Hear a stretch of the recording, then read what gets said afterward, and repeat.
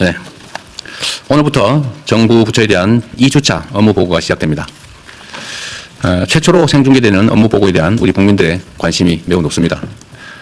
물론 각 부처 공무원들 입장에서는 새로운 방식에 익숙하지 않을 수도 있고 또 예년과 같은 형태로 업무 보고하면 아마 편할 수도 있을 겁니다. 그런데 정책 과정이 투명하게 검증돼야 되고 또 그 과정에서 집단 지성이 모여야 정책에 대한 신뢰도도 커집니다. 그리고 국정의 완성도 또한 높아질 수 있습니다. 이번 정부에서 이전과 달리 국민들이 모두 지켜보는 가운데 업무 보고를 하게 하는 이유는 바로 이 때문입니다. 이 국정의 주체인 국민들에게 투명하게 공개돼야 국민 중심 국정 운영이라는 게 말에 그치지 않고 제대로 될 수가 있습니다. 그래야 국민 주권이라고 하는 것도 내실화될 수 있을 겁니다. 정부 각 부처는 이를 업무 보고 단계부터 실천하겠다라는 마음가짐으로 남은 업무 보고를 잘 준비해 주시기 바랍니다. 이런 것도 연습하다 보면 나중에 다 좋아집니다. 다른 모든 일도 마찬가지지만 이 국정이라고 하는 것도 결국은 사람이 하는 일입니다. 국민을 위한 정책을 만드는 것도 또 현장에서 이걸 잘 집행하는 것도 공직자 한 사람 한 사람의 헌신과 열정, 책임감이 없으면 불가능합니다.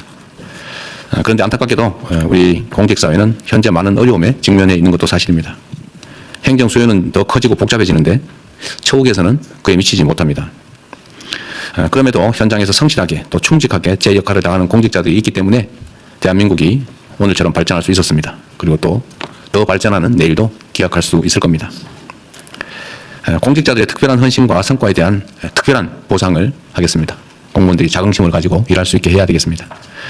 각 부처에서는 탁월한 성과를 내는 공무원들에게 그에 걸맞는 파격적인 포상이 이루어질 수 있도록 후속 조치들을 신속하게 추진하시기 바랍니다. 공직사회 처우 개선을 위한 추가적인 해법도 계속해서 연구 검토해 주시기 바랍니다.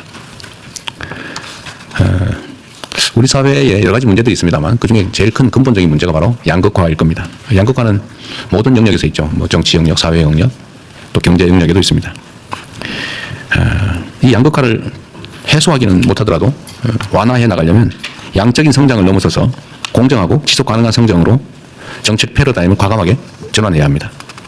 이를 위해서 정부 정책과 함께 사회 구성원 간의 연대와 협력을 촉진하는 경제 생태계 구축이 무엇보다 중요합니다. 우리가 경제, 기업 그러면 돈을 벌기 위해서 하는 거지 라고 생각하지만 이윤 외에 다른 요인도 얼마든지 있습니다. 고용을 늘리는 또는 공익을 확장하는 그런 기업 활동, 경제 활동도 얼마든지 있을 수 있습니다.